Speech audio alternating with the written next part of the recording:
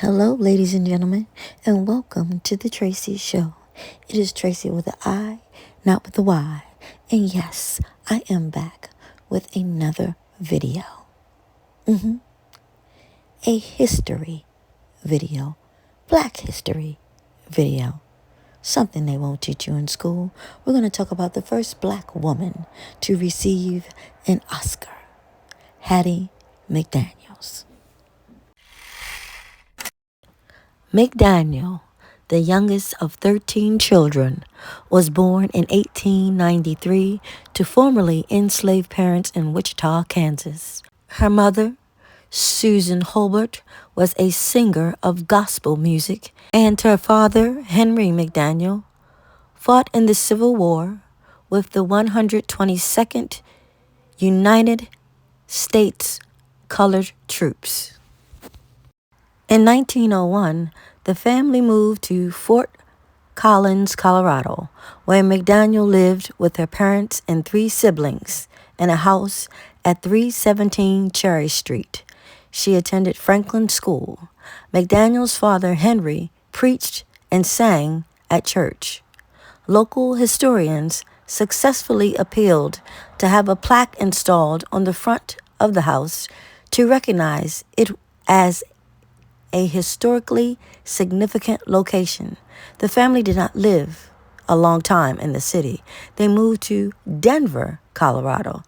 There, Hattie attended Denver East High School from 1908 to 1910. In 1910, she won a gold medal for reciting Convict Joe, a pre-Prohibition era poem about the evils of alcohol for a woman's Christian temperance union contest. Her brother, Sam McDaniel, played the butler in the 1948 Three Stooges short film Heavenly Days. Her sister, Etta McDaniel, was also an actress. In her early career, McDaniel was a songwriter and performer. She also married her first husband, Howard Hickman. They lived for a short time at 32 Meade Street in Denver until he died of pneumonia in 1915. Hattie honed her songwriting skills while working with her brother, Otis McDaniel, Carnival Company, a minstrel show. McDaniel and her sister, Etta Golf, launched the McDaniel Sisters Company, an all-female minstrel show, in 1914. After the death of her brother Otis in November 1916, Hattie and Etta performed to full-capacity crowds as the McDaniel Sisters and their Merry Minstrel Maids in April and May of 1917. In 1931, McDaniel moved to Los Angeles, where she joined her brother Sam and sisters Etta and Orlena. When she could not get film work, she took jobs as a maid and laundress. Sam was working on KNX radio program, The Optimistic Do Nut Hour, and was able to get his sister a spot. She performed on radio as Hi Hat Hattie, a bossy maid who often forgets her place. Her show became popular, but her salary was so low that she had to keep working as a maid. She made her first film appearance in The Golden West in the year of 1932, in which she played a house servant, or mammy. Her second appearance came in the highly successful Mae West film, I'm No Angel, in 1933, in which she had a significant part.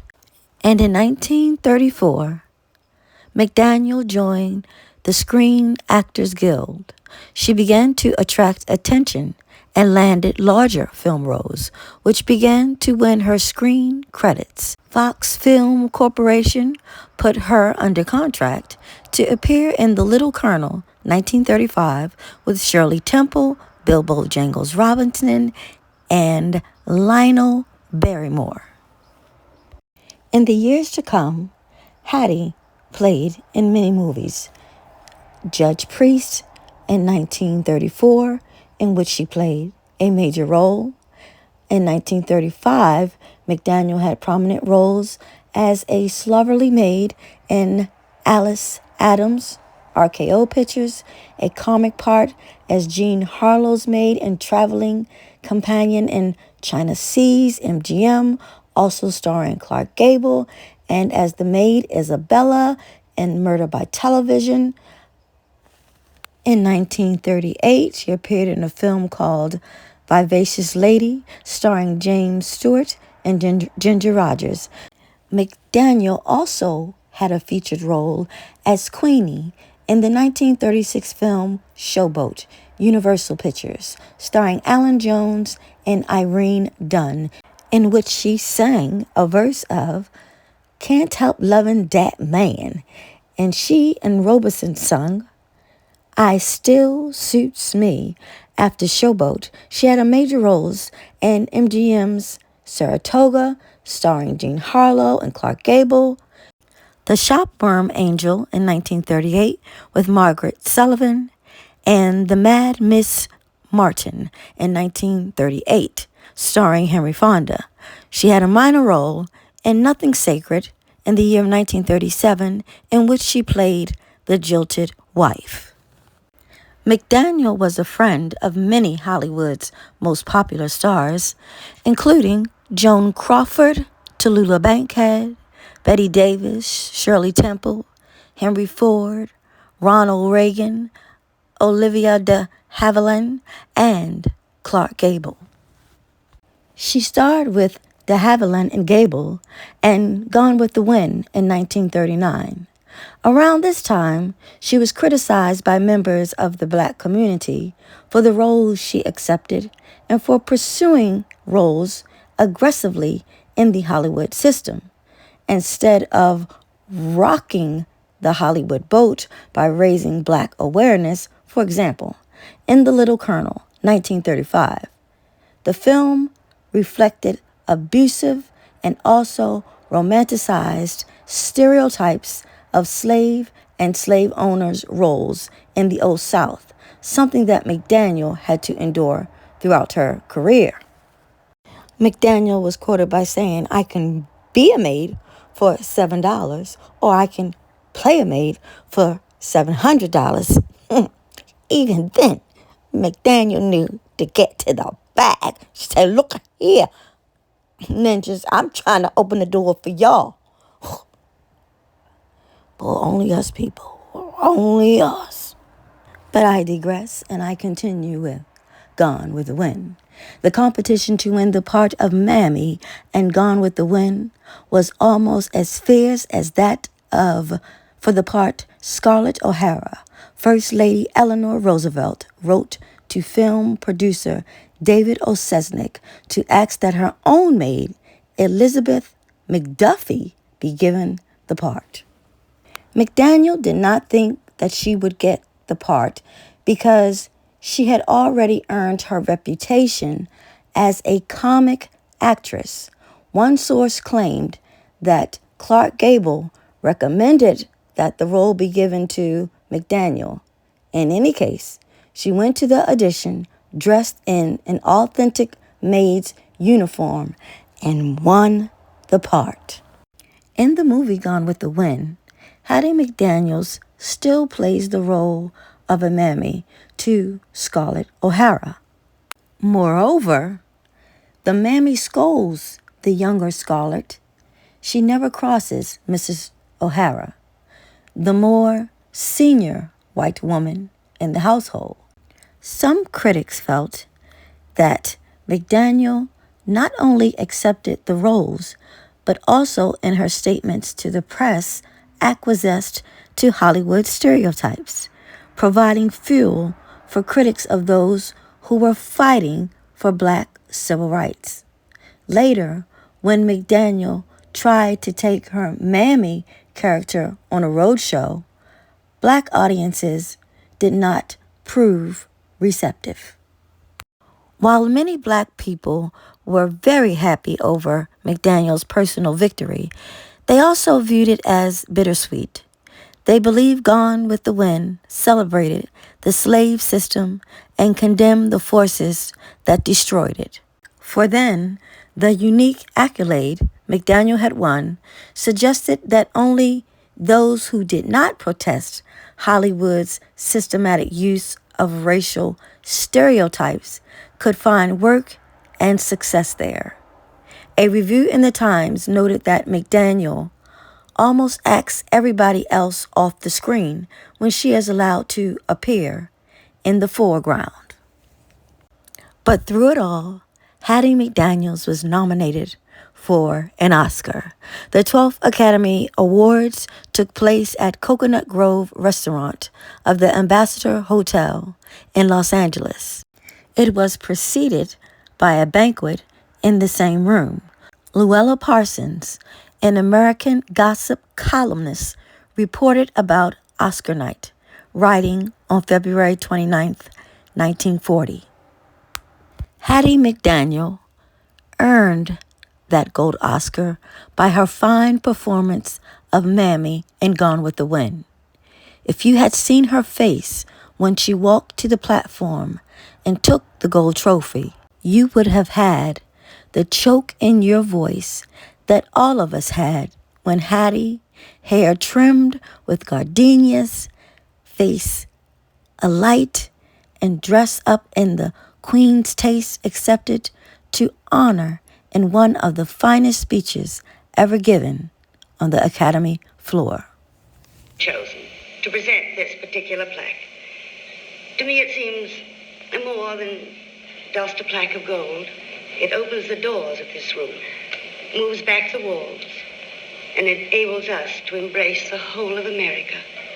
An America that we love. An America that, almost alone in the world today, recognizes and pays tribute to those who give of their best, regardless of creed, race, or color.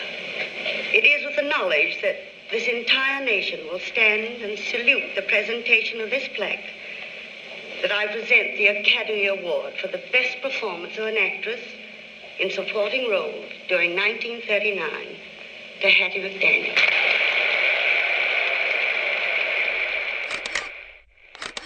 Academy of Motion Picture Arts and Science, fellow members of the motion picture industry, and honored guests. This is one of the happiest moments of my life, and I want to thank each one of you who had a part in selecting me for one of the awards. For your kindness, it has made me feel very, very humble, and I shall always hold it as a beacon for anything that I may be able to do in the future. I sincerely hope I shall always be a credit to my race and to the motion picture industry. My heart is too full to tell you just how I feel. And may I say thank you. And God bless you. Gone with the Wind won 8 Academy Awards. It was later named by the American Film Institute as number 4 among the top 100 American films of all time in the 1998 ranking and number 6 in the 2007 ranking.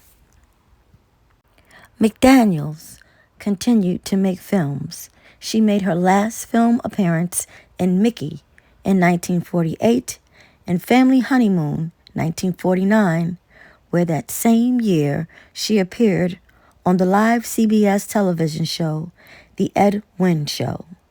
She remained active on radio and television in her final years, becoming the first black actor to star in her own radio show with the comedy series Beulah. She also starred in the television version of the show, replacing Ethel Waters after the first season. Beulah was a hit, and it earned McDaniel $2,000 per week, equal to $24,228 today. However, the show was controversial. In 1951, the United States Army ceased broadcasting Beulah in Asia because troops complained that the show perpetrated negative stereotypes of black men as shiftless and lazy and interfered with the ability of black troops to perform their mission. In the late 1940s, her health declined. McDaniel learned she had breast cancer. Too ill to work, she was replaced by Louise Beavers. On August 26, 1955, McDaniel suffered a stroke, complicated by diabetes and a heart ailment, and was admitted to the Temple Hospital in Los Angeles. She died of breast cancer on October 26, 1952, in the Hospital of Motion Picture House in the San Fernando Valley. She was survived by her brother, Sam McDaniel. 3,000 mourners turned out to celebrate her life and achievements. McDaniels wished to be buried in Hollywood Cemetery, which upheld a policy of racial segregation at the time and refused to enter her.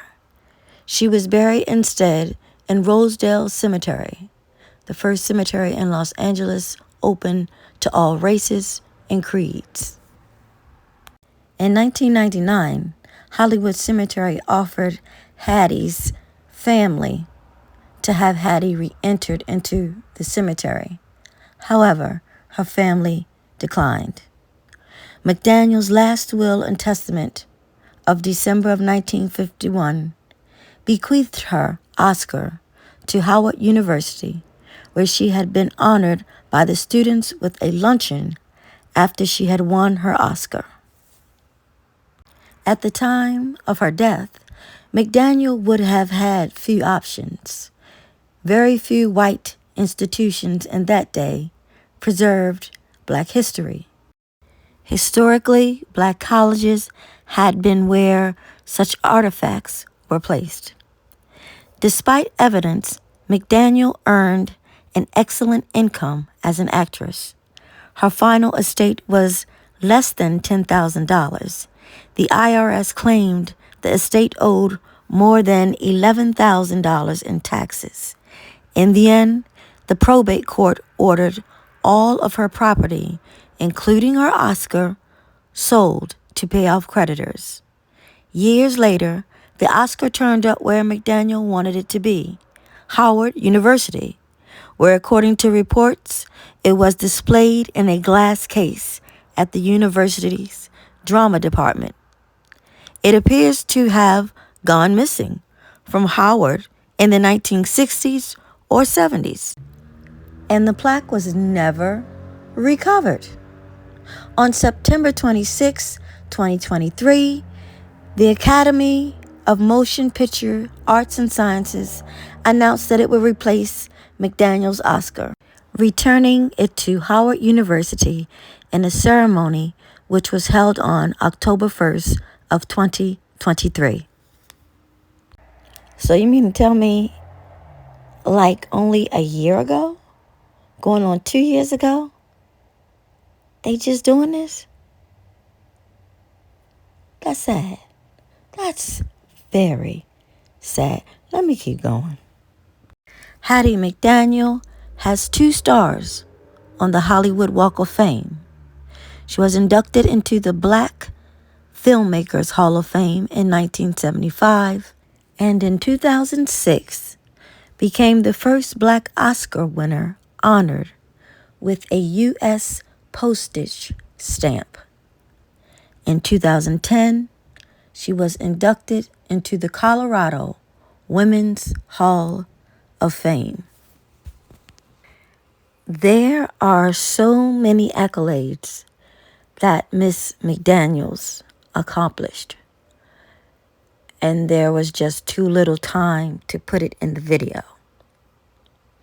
If you ever get a chance, or if I come back to do a deep dive on it, I will be more than happy to put all the accomplishments that she has done. And let me mention this before I close this video out. Do you know that another woman did not win an Oscar, or another Black woman did not win an Oscar until 1991, which was Whoopi Goldberg for her performance in the movie Ghost. That's crazy.